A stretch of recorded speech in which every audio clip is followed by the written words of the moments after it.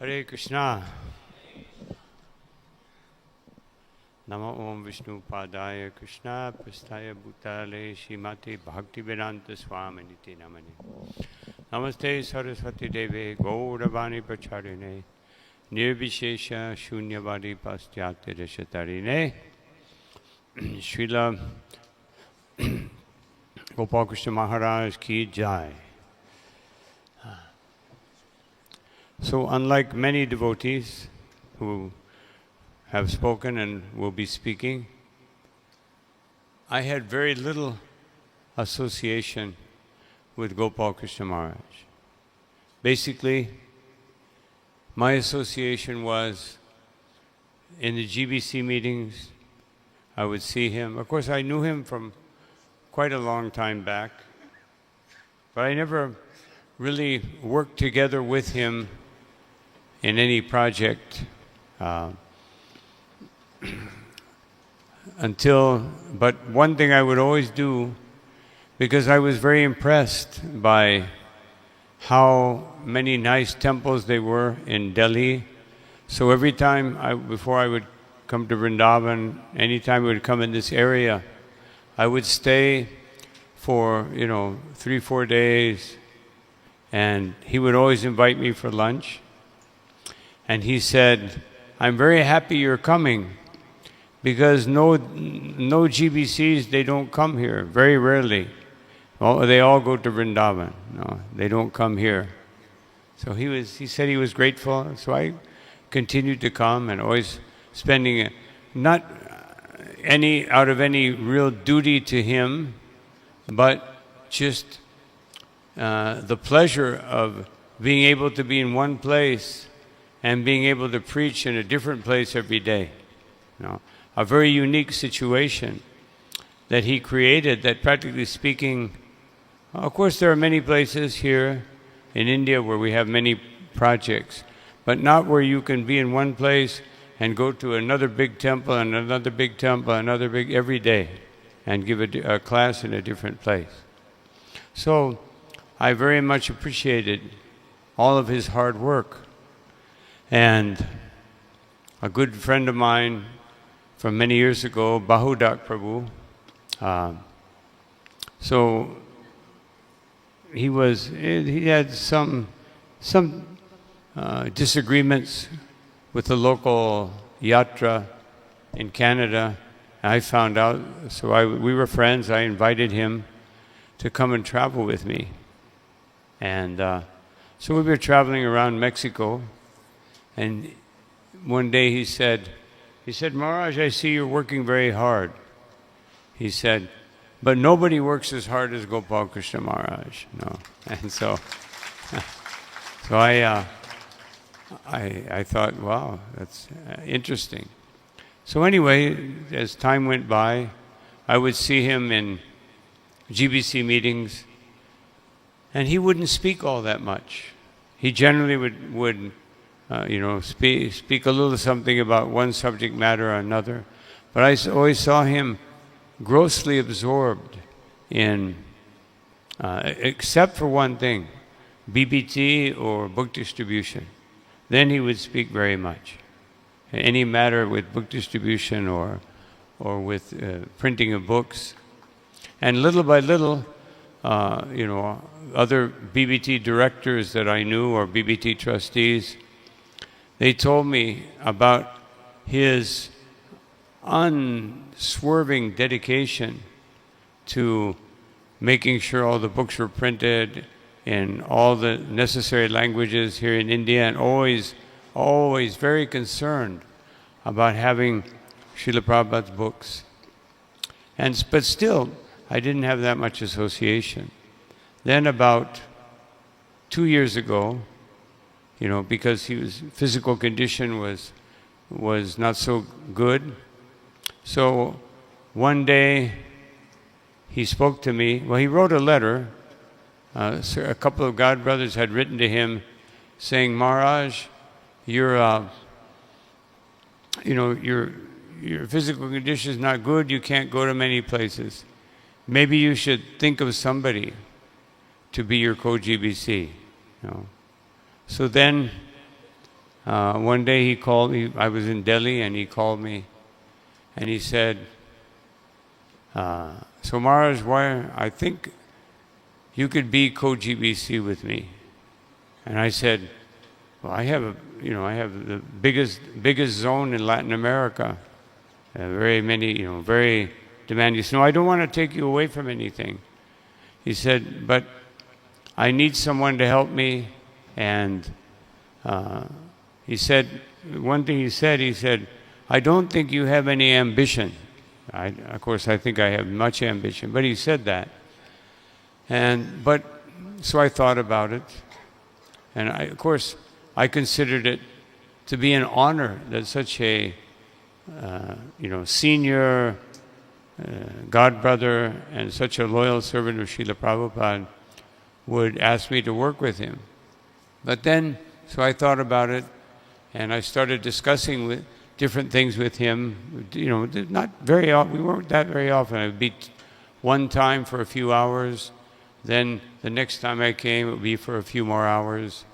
And each time he spoke a little more deeply.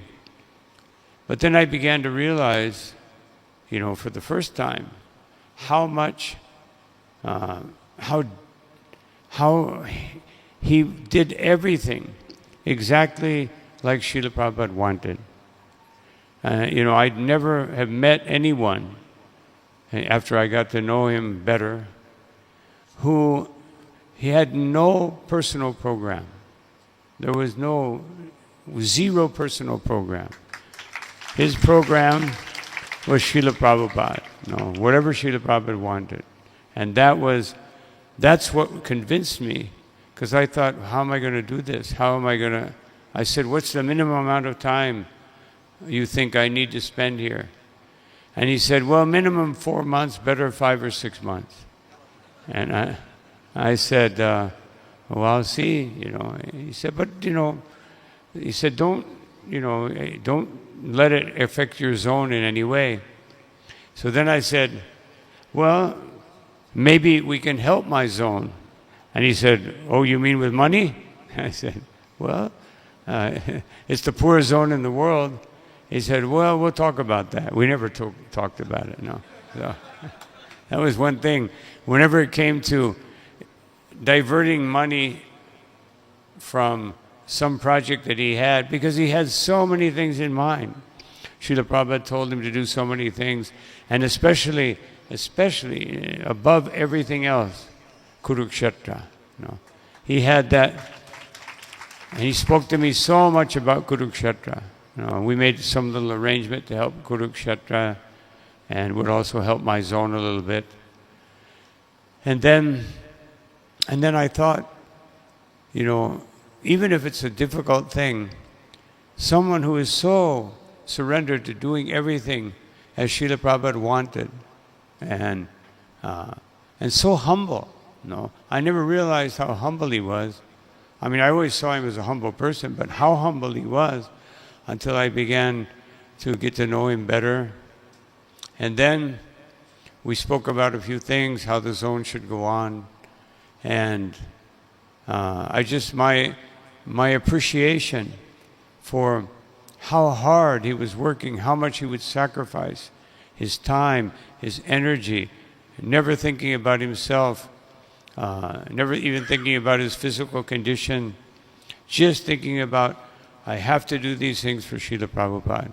And as I mentioned today in our Bhagavatam class, that after he departed, I saw this one video clip where they were showing it. This was just a few weeks after his departure, when I had come back, and he turned around, he was crying, and he said, "Prabhupada has done so much," and he was, he didn't say it, but you could see he was thinking, I have not done anything. But he had done so much, And when I saw that especially, I thought, such a dedicated servant of Srila Prabhupada. So anyway, I could not understand why he would want me to work with him. So many other capable devotees, not other capable, meaning so many capable devotees. And I felt myself, what am I going to do? How will I help? But somehow or another, I ended up with some of his responsibility. And this was just one part. You know, he had Canada, Russia, Myanmar, Pakistan, and so many places. Even just a few weeks ago, I discovered some of the places that I'm GBC of that I didn't even know. He was so many places he was in charge of. So anyway, it was just my appreciation for him, as unfortunately, in many cases, we appreciate someone more and more after they're no longer with us. No, but that was, of course, especially in my case, because we were never working closely together anywhere in the world. No, but I do remember one thing in 1980. In 1980, many people were complaining that there's only a few people initiating, more people need to initiate. And so somehow or another, I was in the meeting, in a GBC meeting. I don't know why, I can't even remember why they asked me to come to that meeting, but they were thinking about other people. And there was some concern that, you know, because that we called the days of the zonal acharya. So there was some concern that if we name some new people, what will be their area, you know? And so I remember they mentioned his name, and some devotee said, "Oh, it's no problem. No problem, because he's not ambitious." No, they said that. I thought that really impressed me, that he was the first one that was approved of the first. Next, there was 3 or 4 people that were approved that year, just because everybody saw his humility and his willingness to do something. He didn't even really want to do it, but he accepted that duty, and he had such a great responsibility. And actually, there was no one that was initiating so many people except for Jayapataka Maharaj in India, and so it was a great need. And anyway, I just remember that. And the only thing I can say is that, you know, there's no way that myself or someone else or a combination can fill his sandals. You know?